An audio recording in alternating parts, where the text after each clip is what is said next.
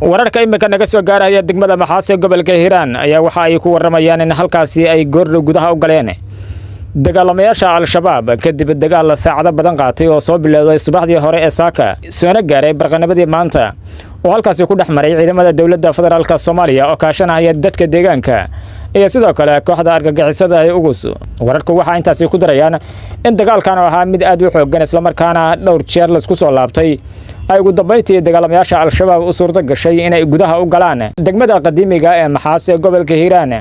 halkaas oo sanado ka hor laga xoreeyay argagixisada ugu soo saraakiil ka tirsan ciidanka xoogga dalka Soomaaliyeed gaar ahaan kuwa nabad sugidda ayaa la soo warinayay in dagaalkaas ay ku geeriyoodeen waxaana dagaalka aad u xoogganaa argagixisadu ay sameeyeen in gaari waxaa qarxa lagu soo buuxiyay ay ku qarxiyaan gudaha magaalada Maxaas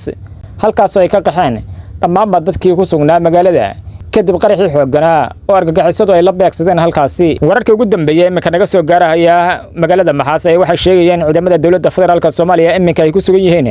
qaybo badan oo kamid ah magaalada hase yeeshee dagaalamayaasha al-shabaabna ayaguna ay dhinac kaga sugan yihiin magaalada waxaana imika la isku horfadhiyaa halka uu dagaalku ka dhacay ciidamada dawladda federaalka Soomaaliya ayaa la soo warinaya inay helayaan gurmadyo aad u xooggan kuwaas oo ka kala imanaya gobolka Hiiraan iyo sidoo kale qaybo kamid ah gobolka Galgaduud hase yeeshee haatan wax tira koob lagu ma sameeyeen qasaaraha dhimashada dhaawaca soo kala gaaray labada dhinac maadaama wali la isku horfadhiyo halkii uu dagaalku ka dhacay